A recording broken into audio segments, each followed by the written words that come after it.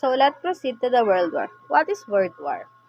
Conventionally, the term is reserved for two major international conflicts that occurred during the first half of 20th century. World War I, 1914 to 1918, World War II, 1939 to 1945.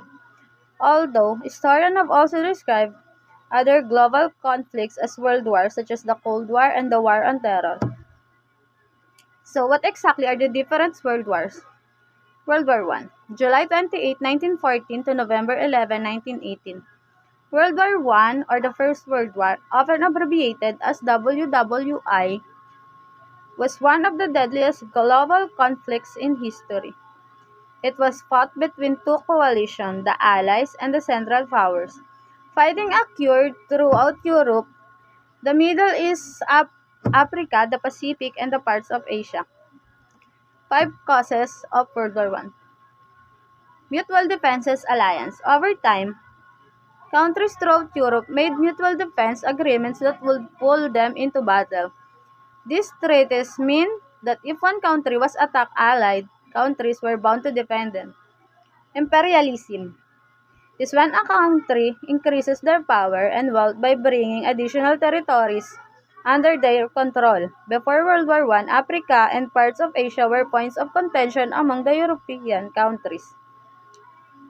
Militarism.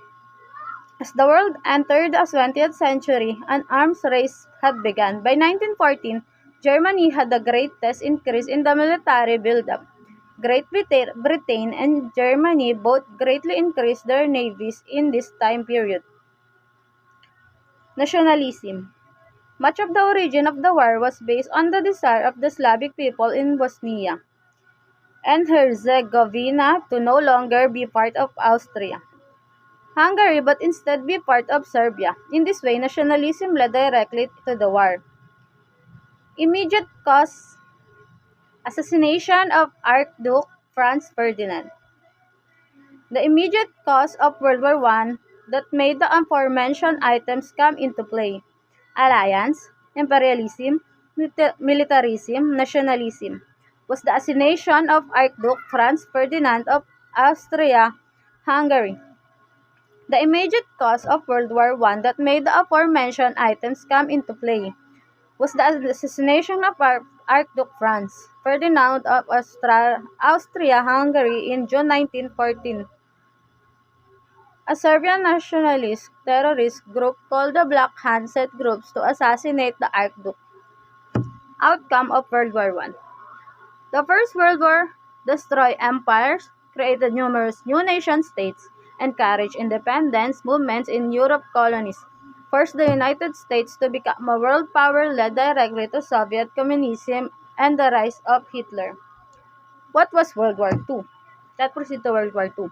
World War II, or the Second World War, often abbreviated as WW2, was a global conflict that lasted from 1939 to 1945. The vast majority of the world countries, including all of the great powers, fought as part of two opposing military alliances, the Allies. The Allies is led by the Soviet Union, United States, United Kingdom, and China. And the Axis. Axis led by Germany, Japan, and Italy. Many participants threw their economic, industrial, and scientific capabilities behind this total war, blurring the distinction between civilian and military resources. Aircraft played a major role, enabling the strategic bombing of population centers and the delivery of the only two nuclear weapons ever used in war. Largest war in human history, World War II, was a global war that spanned from 1939 to 1945.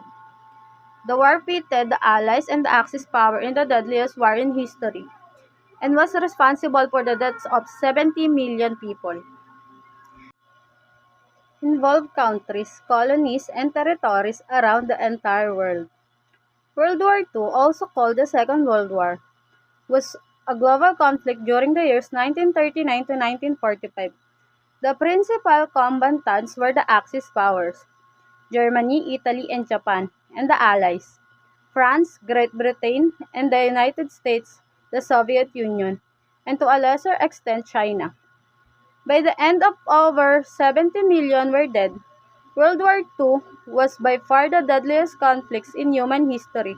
It resulted into 70 to 85 million fatalities, mostly among civilians. Tens of millions died due to genocides, including the Holocaust, starvation, massacre, and disease in the wake of the Axis defeat.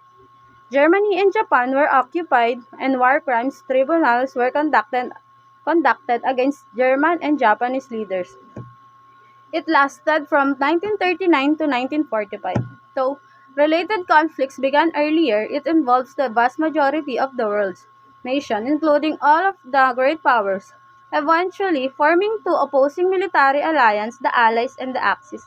According to Wiki, the causes of World War II are debated, but contributing factors included the Second Italo-Ethiopian War, Spanish Civil War, Second Sino-Japanese War, Soviet-Japanese border conflicts, the rise of fascism in Europe, and European tensions in the aftermath of World War I.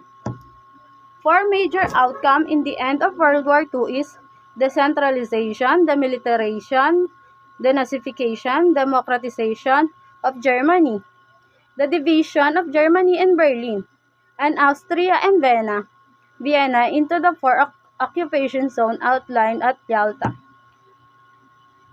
Cold War. Let's proceed to the Cold War. What is Cold War? The Cold War is a term commonly used to refer to a period of geopolitical tension between the United States and the Soviet Union and their respective allies. The term Cold War was used because there was no large-scale fighting directly between the superpowers, but they each supported opposing sides in major regional conflicts known as proxy wars. The conflict was based on the ideological and geopolitical struggle for global influence by these two superpowers following their temporary alliance and victory against Nazi Germany and Imperial Japan in 1945. About War on Terror. According to Wiki, the War on Terror, officially the Global War on Terrorism, is a global counter-terrorism military campaign initiated by the United States following the September 11 attacks, and is also the most recent global conflicts. The main targets of the campaign were militant Islamist and Salafi jihadist armed organizations such as Al-Qaeda, the Islamic States, and their international affiliates. The War on Terror was officially declared on May 2010 and again in May 2013. Effects of war also include mass destruction of cities and have long-lasting effects on a country's economy. Armed conflicts has important indirect negative consequences on infrastructure, public health provision, and social order. These indirect consequences are often overlooked and unappreciated.